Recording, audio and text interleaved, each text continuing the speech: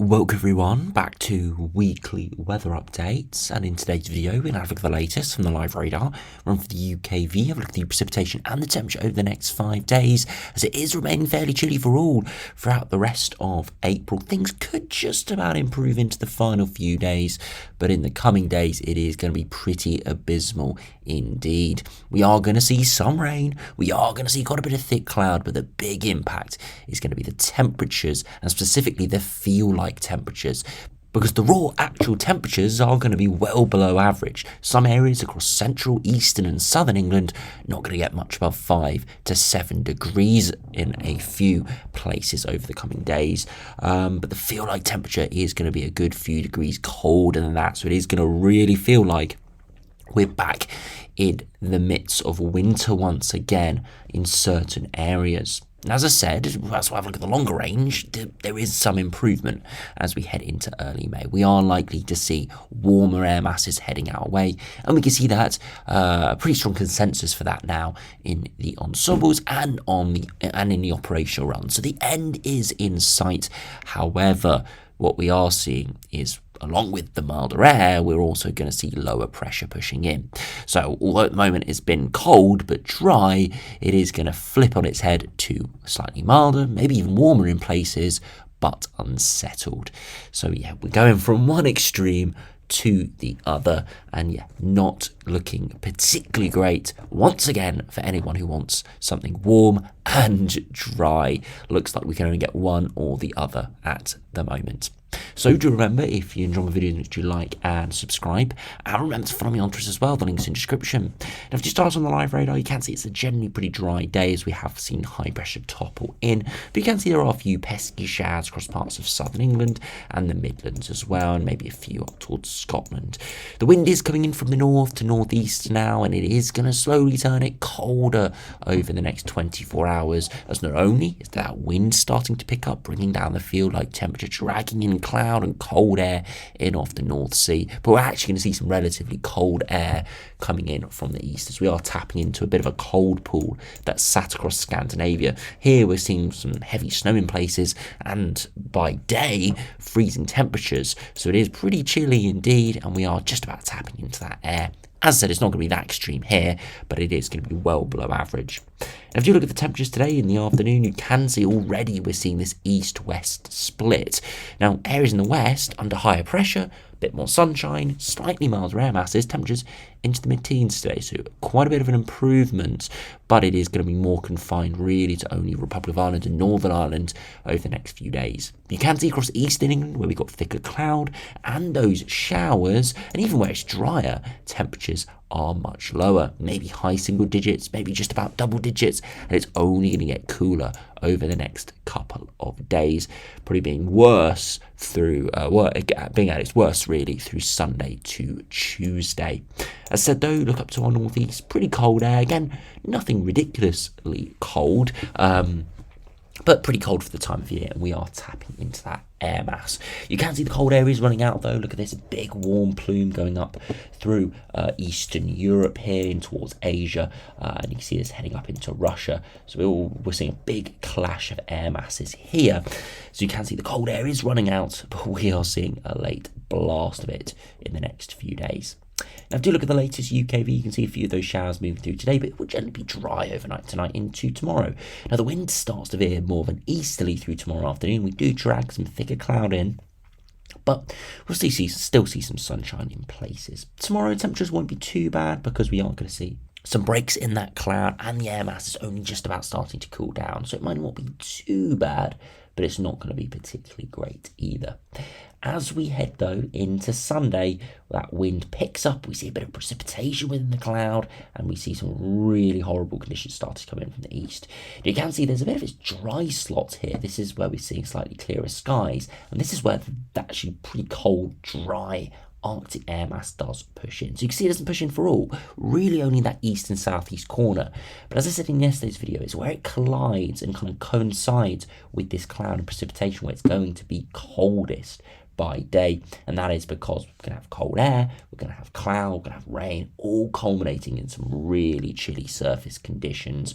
Actual temperatures are going to be very low, but the feel like I can't stress this enough, it is going to be pretty abysmal out there. It's going to feel really cold indeed. Wouldn't be surprised if many across England are going to have to bring out the hat and gloves again for a few days through the weekend into next week. Now Monday looks like an even worse day in places, with more of this heavy precipitation moving in from the north and the east. That doesn't look great, and that's going to drag temperatures down widely as well. And as we head into Tuesday, it does continue with this easterly flow, but eventually that air mass will run out and things will start to turn slightly milder next week. But as I said, until the end of April, we are most likely staying below average, significantly below average in the next few days, but nonetheless below average through towards the final days. Now, if you look at the upper air temperatures, you can see at the moment it is chilly, and chilly air is pushing in, but the really cold stuff does just about get held to our east, but it starts to get properly dragged in for the southeast corner there and persist through Saturday and Sunday. So we see a glimmer of it over the next 24 hours, but it really only persists in that far east and southeast corner. With it persisting, that's where we're going to see those temperatures really drag down. Could even see a frost in around London, which is pretty extreme for the end of April. Not extreme for the UK in a whole, but for the southeast corner, that is pretty late in the year indeed. And eventually you see that cold air does get degraded away, but we still see more chilly air masses trying to push in. Again, the UKV is high resolution here, so it is going to flip-flop between runs because very small cold pools are out to our east, so small changes does move the movement and the temperatures around quite a lot, but nonetheless looking really chilly over these next 5 days. If you look at the max temperatures, you see this afternoon widely around the high single digits to low double digits in the east, further west maybe 15 degrees. Into tomorrow, we start to see those temperatures in the east starting to drop 8 to 11 degrees at best, 16 degrees across the Republic of Ireland. And then into Sunday, we truly start to see a big drop. Look at this slither across parts of England there, not getting much above 7 to 9 degrees. Actually, where we see even colder air across the southeast corner, it's 11 to 13. Slightly higher, and that's because we're seeing sunshine in the drier slot. It's where that cloud, as I said earlier, coincides with the colder upper air temperatures across parts of the Midlands, northern England, into central southwestern England here. As we move into Monday, look at that Monday afternoon across the Midlands, East England, southern England, not getting above 5 to 8 degrees. Absolutely frigid out there for the time of year. Really quite horrible, and we're going to see plenty of precipitation around under that thicker cloud as well. So yeah, Monday and Tuesday, or Sunday, Monday, and then into Tuesday, really is not looking good in quite a few areas. And then finally, as I said, if we actually have a look at Tuesday, again, down that east coast, still only 7 to 10 degrees. Rising further westwards as we do cut off that easterly wind, and we do cut off the cloud and the precipitation, but still really pretty chilly indeed. And you see that into early hours of Monday, quite widespread temperatures dropping down close to freezing. So yeah, a really poor next 5 days coming up. Of course, it is only going to go up after that, because you can't get much colder than this time of year. But we've got to get through it in the first place. So do make sure, if you have got plans Monday and Tuesday, you do dress appropriately. And if it is outdoor plans, maybe think about postponing it for a few days or moving it indoors, because yeah, it is going to be pretty poor conditions through the coming days, and hopefully it should be better in the next week or two, as we are, as I said, significantly below average at the moment. Now, if you look at the GFS and look at the macro picture, you can again see northeasterly winds pushing in over at the moment. It doesn't look too severe here, but if we do zoom in to United Kingdom, look, you can see we are dragging this northeasterly wind in, and from the micro sort of zoomed in view, we can see a pretty strong northeasterly cold air getting dragged in with these colder pools out to our northeast. Now, as we head through the rest of next week, we do start to see that high pressure get cut off to our north. Now, we go under lower pressure, which means precipitation is more likely to be more widespread. But with that lack of northerly or easterly wind, it actually means the temperatures are likely to rise. We see pressure rising towards Eastern Europe, which actually encourages a bit more of a warmer plume there across much of Europe. And you see this with warmer air trying to nudge northwards. And you see we are just about trying to tap into this slightly milder air mass. And you can see we have some success if we just look at the temperature deviation here, but still plenty of blues around, because typically in these sort of scenarios, the east goes goes mild, the west goes cold, and that's what you can see here. High pressure dragging warm air up through Eastern Europe, dragging cold air through parts of the Atlantic. We could just about tap into that milder air, and that's what most runs are starting to show. But as I said, lots of low pressure mixed in here. We look at the pressure, lots of little cut-off lows developing. Could produce lots of heavy showers, persistent rain, maybe even some early season thunderstorms. Again, if you look at the accumulated precipitation, you can pretty much see where the cut-off loads are sat. Look at that, France, Spain, Portugal, especially across parts of the Alps down towards Italy and the British Isles, getting swamped in precipitation. And look where it's drier, actually, more out of the Atlantic, slightly drier here, as we see this ridge of high pressure stopping the Atlantic depressions coming in, and they're heading all the way up towards Greenland. So you can see a pretty good look there at this sort of synoptic pattern. We're not too far away from keeping those dry conditions, but we're kind of giving those dry conditions up for rain and milder temperatures. Now, if you compare to the GEM, again, northeasterly wind coming in at the moment. That high pressure continues to our north and tries to pull in a northeasterly wind. It does eventually fall away, and then very similar to the GFS, we see low pressure sat over the top of us. Now here, unfortunately, we don't quite tap into the milder air. It does go much further to our east. The wind's still in from the west, so it will be slightly milder, marginally milder, let's just say. But you can still see we're actually below average in the temperature deviation. So GM improving, cutting off the north and northeasterly winds, but we're actually stuck still in relatively chilly air masses.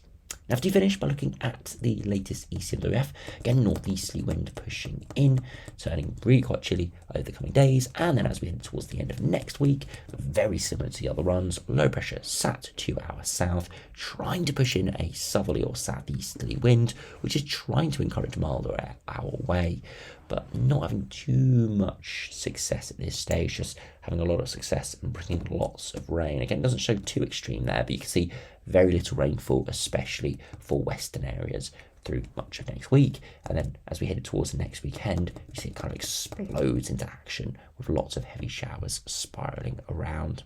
Now we see this well distributed here on the ensembles. Cold, below average for the next week, all the way toward the end of April. It's looking pretty likely, but coldest in the next 3 to 5 days.